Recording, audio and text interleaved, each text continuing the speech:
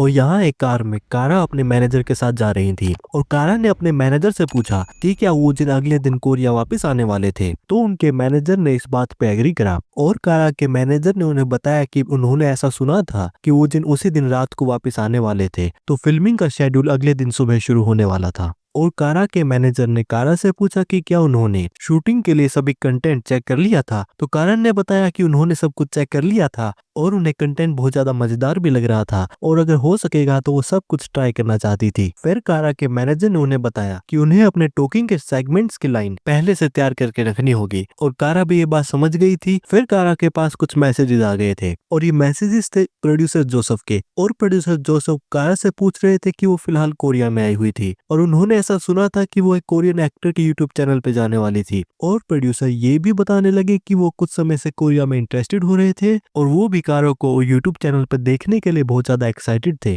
कारा भी थोड़ी सरप्राइज थी क्योंकि उन्होंने कभी भी जोसेफ को कोरिया में इंटरेस्टेड होते हुए कभी नहीं देखा था और वो भी थोड़ी क्यूरियस हो गई थी कि आखिर जोसेफ क्या प्लान कर रहे थे। और फिर फाइनली अगले दिन शूटिंग का दिन आ गया था। BW एंटरटेनमेंट पे सभी एम्प्लॉइज बहुत ज्यादा एक्साइटेड थे और वो थोड़ा सरप्राइज भी थे कि कारा वहां पे आने वाली थी और वो बता रहे थे कि वो कारा के बहुत बड़े फैन थे और उन्होंने उनकी सभी मूवीज और सॉन्ग्स भी सुने थे। मगर जब उन्होंने वोजिन को देखा तो वो उन्हें बात थोड़ी अजीब लग रही थी कि वोजिन तो एक काम कैसे थे और वोजिन के एक्सप्रेशन पहले से बिल्कुल भी बदले नहीं थे। मगर वहां खड़े लोगों को ये बात नहीं पता थी कि वोजिन अंदर से बहुत ज्यादा प्रेशर में थे और वोजिन खुद भी अभी तक इस बात पे बिलीव नहीं कर पा रहे थे कि वो एक टॉप हॉलीवुड एक्टर से मिलने वाले थे। और वोजिन को ये बात तो इतनी इंसेन लग रही थी कि उन्हें ऐसा लग रहा था कि वो एक एलियन से मिलने वाले थे। और फाइनली कुछ देर बाद कारा भी वहां पे आ गई थी और कारा भी जब वहां पे ऑफिस में आई तो उन्होंने भी वोजिन को देख लिया था और कारा ने फिर वहां पे आके वोजिन को ग्रीट करा और अपने आप को इंट्रोड्यूस करा। तो वोजिन ने भी अपने आप को कारा से इंट्रोड्यूस करा और वोजिन और कारा यहाँ पे इंग्लिश में बात कर रहे थे। तो कारा ने भी बताया कि जब उन्होंने वोजिन की यूट्यूब वीडियोस देखी थी तो उन्होंने ये एक्सपेक्ट तो करा था कि वोजिन को इंग्लिश तो आती थी, मगर उन्होंने भी कहा कि वोजिन की इंग्लिश बहुत ज्यादा अच्छी थी। फिर कारा ने वोजिन से पूछा कि क्या ये बात सच थी कि उन्हें एक एक्टर बने सिर्फ 1 ही साल हुआ था। और कारा भी ये सोच रही थी कि वोजिन को जब वो खुद देख रही थी और उसके साथ वो थोड़े शांत भी लग रहे थे और जैसा उन्होंने वोजिन को एक्टिंग करते हुए देखा था तो वोजिन अब उससे बिल्कुल अलग लग रहे थे। और वोजिन ने भी कारा के सवाल का एक नॉर्मल जवाब दिया। कारा ने भी देखा कि वोजिन की टेंशन बहुत कम थी और वोजिन में इतनी एक्सप्लोसिवनेस कहां से आ रही थी और क्या वोजिन को सच में 1 साल हुआ था डेब्यू करे। मगर जब कारा ने वोजिन से ये पूछा कि क्या वो किसी जोसेफ नाम के इंसान को जानते थे तो वोजिन थोड़ा टेंशन में आ गए क्योंकि जोसेफ वही प्रोड्यूसर थे जो इन्होंने वोजिन को उनका कार्ड दिया था। वोजिन भी सोच रहे थे कि कारा उनसे इस सवाल के बारे में क्यों पूछ रही थी, मगर क्योंकि वोजिन द किल 3 के बारे में किसी को कुछ नहीं बता सकते थे तो वोजिन ने कारा को बताया कि वो इस नाम को पहली बार सुन रहे थे और वो उनसे इस बारे में क्यों पूछ रही थी। तो कारा ने वोजिन को कहा कि अगर उन्हें इस इंसान के बारे में नहीं पता था तो वो इस बात को छोड़ देना चाहती थी। तो वोजिन भी इस रिप्लाई से थोड़ा खुश थे क्योंकि वो भी इस बारे में आके बात नहीं करना चाहते थे। वोजिन ने फिर कारा को फिल्मिंग के शेड्यूल के प्लान के बारे में बताया और बताया कि शुरुआत एक उनके डुएट से होगी और फिर उसके बाद बाकी के कंटेंट जैसे टॉक, कुकिंग और दूसरे और सेगमेंट्स होंगे और बताया कि उन्हें सबसे पहले स्टूडियो में जाना होगा। जब कारा ने डुएट के बारे में सुना तो उन्होंने वोजिन से कंफर्म करा कि क्या वोजिन डुएट के लिए एब्सोल्यूट गाना गाने वाले थे जो उन्होंने अपने कवर सॉन्ग के लिए गाया था। तो वोजिन ने भी इस बात से एग्री करा। तो कारा ने वोजिन से पूछा क्योंकि जो उन्होंने कवर सॉन्ग गाया था वो कोरियन में था तो वो डुएट के टाइम पे किस लैंग्वेज में गाना गाने वाले थे, कोरियन या इंग्लिश। तो वोजिन ने बताया कि उन्हें इस बात से ज्यादा फर्क नहीं पड़ता था। कारा ने वोजिन से कहा कि क्यों ना वो डुएट शुरू करने से पहले वोजिन एक बार खुद एक सोलो गाए क्योंकि कारा भी खुद वोजिन के गाने को सुनना चाहती थी और उनके स्टाइल को समझना चाहती थी।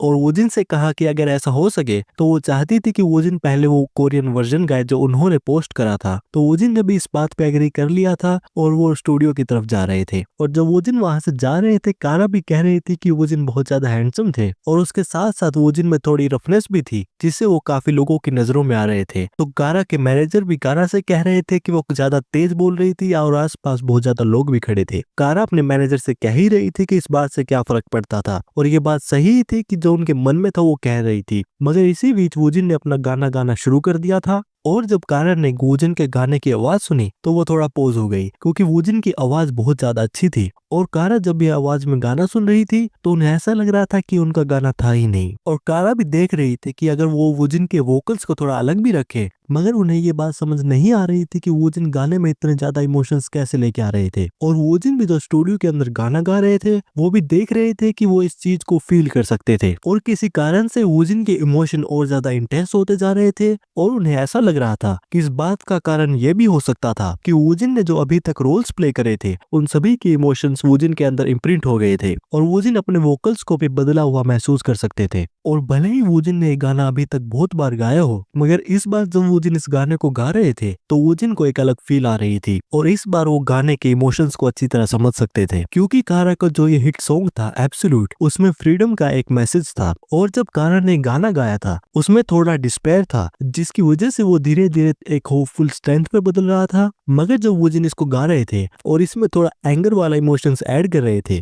तो उन्हें ऐसा लग रहा था कि वो किसी और पर्सन के दबे हुए इमोशंस को बाहर निकाल रहे थे। सीईओ जोई भी जो इस परफॉर्मेंस को देख रहे थे वो भी देख रहे थे कि वूजिन के वोकल्स पहले से बहुत ज्यादा इंप्रूव हो गए थे। और सीईओ जोई को भी नहीं पता था कि ये सब कब हुआ था क्योंकि सीईओ जोई ने वूजिन को कभी भी प्रैक्टिस करते हुए नहीं देखा था। सीईओ जोई जो खुद भी बहुत ज्यादा इम्प्रेस थे, मगर जब उन्होंने उनके पीछे खड़े हुए कारा और उनकी टीम के एक्सप्रेशंस देखे तो वो भी इस परफॉर्मेंस की वैल्यू को समझ गए थे। और कारा को भी ये समझ नहीं आ रहा था कि वूजिन इस चीज को सिर्फ एक हॉबी कैसे कह सकते थे और इतने अच्छे लेवल की सिंगिंग सिर्फ हॉबी कैसे हो सकती थी। और कारा भी इस चीज को एक वीडियो के बजाय जब खुद वहां पे अपने सामने देख रही थी तो वो भी ये जानना चाहती थी कि जब वो वूजिन के साथ गाएंगी तब क्या होगा। और कारा भी जो थोड़ा स्पेस आउट हो गई थी तो वूजिन ने भी जब कारा का नाम लिया तो वापस होश में आई तो कारा ने वूजिन को बताया कि वो उनके गाने में कुछ ज्यादा ही खो गई थी। और फिर कारा और वूजिन ने भी एक डुएट गाना शुरू कर दिया था। और इस समय जब कारा और वूजिन एक साथ स्टूडियो में खड़े हुए दोनों ही एक दूसरे के बारे में एक चीज सोच रहे थे। वूजिन कारा के बारे में ये सोच रहे थे कि कारा का ऑरा बहुत ज्यादा पावरफुल था और कारा वूजिन के बारे में ये सोच रही थी कि वूजिन की एबिलिटीज कुछ ज्यादा ही अच्छी थी। और दोनों ही कारा और वूजिन एक दूसरे को एक एलियन समझ रहे थे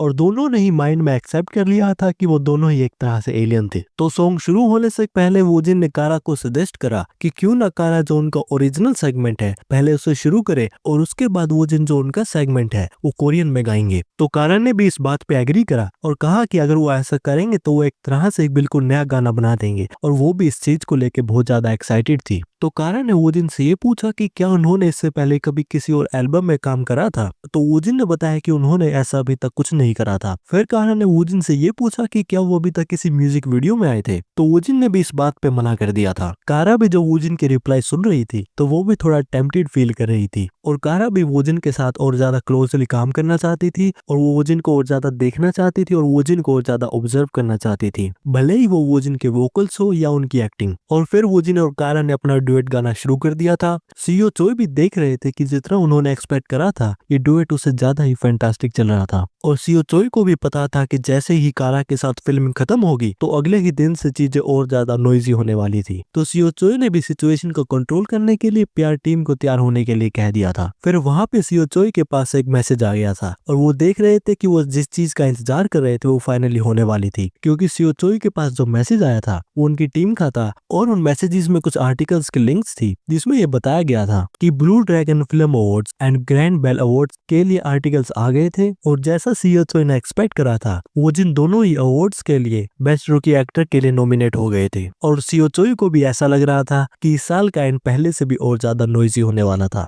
और अगर बात करी जाए कि बाकी का कंटेंट कैसे शूट हुआ था तो डुएट के बाद वूजिन और कारा का कुकिंग और टॉक सेगमेंट था जिसमें वूजिन ने कारा के लिए फूड बनाया था और जब कारा ने भी वूजिन के हाथ का खाना खाया तो जितना कारा ने एक्सपेक्ट करा था तो खाना उससे ज्यादा ही अच्छा था। और फिर उसके बाद हुई थी अवतार कुकिंग की फिल्मिंग। तो इस बारे में कारा की कुकिंग स्किल्स एक सीक्रेट ही है, रिवील नहीं होंगी कभी भी। और सभी कंटेंट की फिल्मिंग खत्म होने के बाद और फिर सभी कंटेंट की शूटिंग खत्म होने के बाद कारा और वूजिन ने एक दूसरे को सोशल मीडिया पे भी फॉलो कर लिया था। सब्सक्राइब।